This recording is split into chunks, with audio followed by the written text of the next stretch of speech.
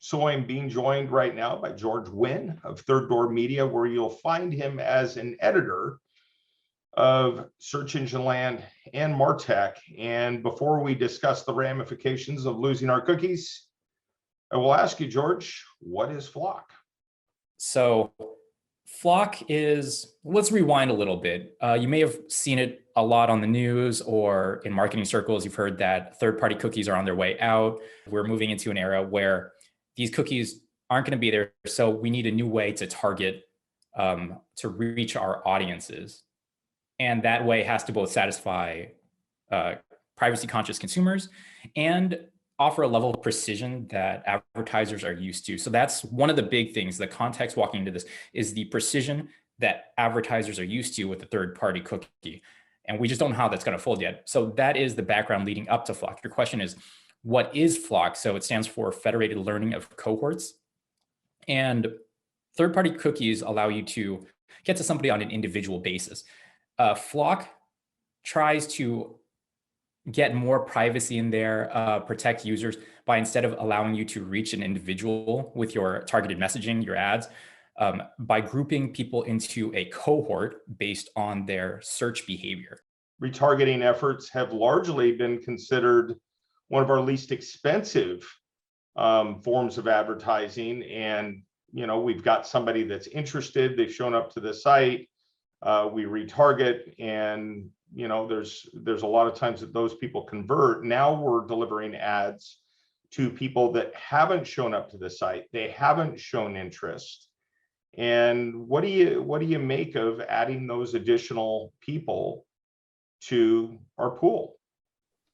So one of the things to be aware of here is that FLoC, in terms of beta testing with actual advertisers, is going to happen in Q2 of this year. So could be happening now, could be happening very soon. Google has only said that it's going to be happening in Q2, but their initial, according to their initial test, I have a quote here from Google. Our tests of FLoC to reach in-market and affinity Google audiences show that advertisers can expect to see at least 95% of the conversions per dollar spent when compared to cookie-based advertising. So there's a lot to pack there. 95%, that sounds pretty good for something that's moving drastically away from targeting individuals and protecting user privacy. I think most companies will get behind, like, all right, 5%, it's not nothing, but if it keeps consumers happier, then that's fine. I feel like a lot of companies kind of approach that mindset, and Google said at least 95% of the conversions per dollar spent. So in terms of what you're getting there in ROI, it should be similar. But right now, I really want to emphasize, we do not have the data. We don't have advertisers saying, this is how it's turned out for me so far. So this is all speculative at this point, and we kind of just have to go off of what Google has said there in terms of how well it's going to do for you. So from Google's lips, everything is going to be okay. And but we know that with Google, a simple degree one way to the right or one way to the left changes a lot for marketers. Let's focus on SMBs here for a minute.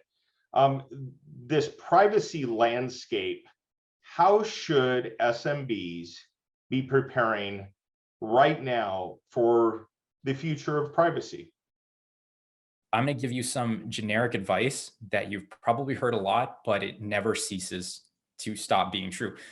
First party data, you need to be compiling it. You need to be getting some sort of contact information from your customers. So if you're, an e-commerce retailer, it's going to be a lot easier than, maybe another type of business, but having a way to contact them and then maybe putting that into a platform and marketing directly or creating a lookalike audience, that is going to help you see through any sort of volatile change that's going to happen. But again, you're not going to get the reach. You're just going out to people that you've already sold to.